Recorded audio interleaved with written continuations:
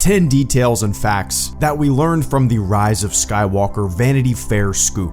And then I'll ramble on a little bit. Number 1. This character is named Claude, and the author of the Vanity Fair piece describes him as a large banana slug alien. Number 2. The creatures that Finn and Janna are riding on are called Orbax. Number 3. The Rise of Skywalker takes place about 1 year after The Last Jedi. We knew there was a time jump. I actually thought it was a longer time jump than a year, but that's what the piece says, and I would trust the piece over my shitty memory. Number 4. The article says we will learn more about the First Order's origins in The Rise of Skywalker. JJ Abrams also says something I find really interesting. Quote, "It was almost like if the Argentine Nazis had sort of got together and actually started to bring that back in some real form." Close quote. What he's talking about here, see, after World War II, a huge number of Nazis ran away to South America, and many to specifically Argentina to hide out, avoid facing the punishment for their crimes. There are German towns in Argentina for that reason.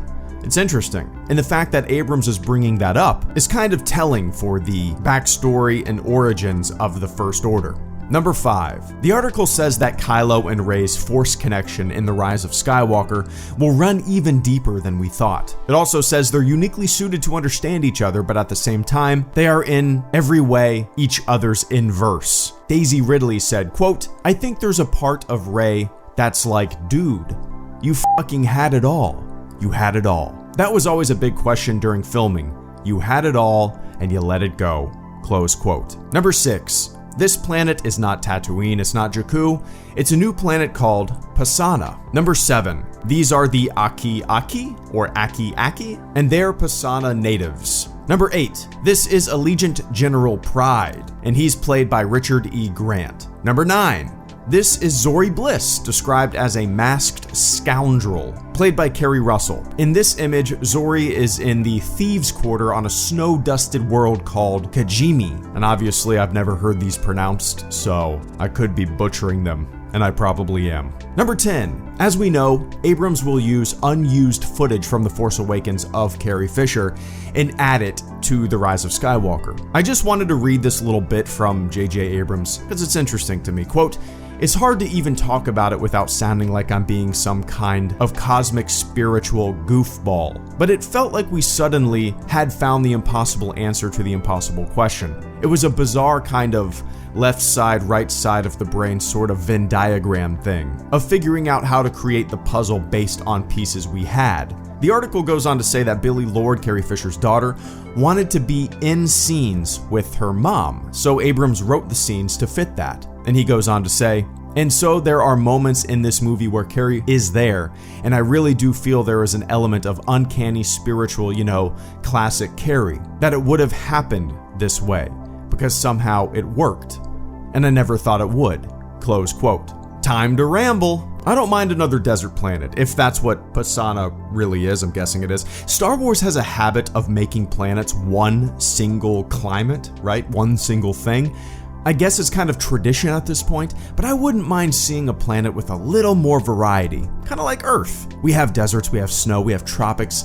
I'm not trying to be Mr. Science here with Star Wars because that would be silly. I recognize that would be incredibly silly, but I wouldn't mind a biodiverse planet that wasn't just one thing. Regardless, new planet, I dig it. I'm excited to learn a little more about the First Order, beyond what we already know from non-film material, The Rise of Skywalker supplementing what is already there, while at the same time feeding the vast majority, the overwhelming vast majority of Star Wars viewers who don't really pay attention to non-film material, a little bit of backstory. We already knew that there was going to be a time jump leading into The Rise of Skywalker, but I'm not sure if we've ever had an exact time frame. Have we? I actually thought I heard it was going to be more than a year, but this article says a year, and as I said earlier, I would trust this article over my shitty memory. Honestly, a part of me wishes the movie picked up directly after The Last Jedi, just because that change of pace was different. Not better, not worse, just different.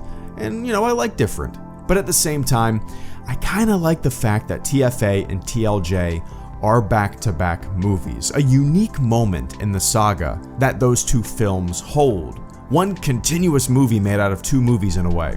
in my head, it must be more challenging to go back to back like that without any time to breathe, as is the case with TFA and TLJ, because you've kind of limited yourself with what you can do. You know, when there's a time jump in the story, as is the case with all the other Star Wars movies, including The Rise of Skywalker, you can take more liberties with the story, explain things off with the passage of time. And I think jumping a year in the future makes things feel a little more mysterious and unknown for the audience. We're coming into this knowing less about what the state of the galaxy is than we did going into TLJ, because we had just seen the results of The Force Awakens.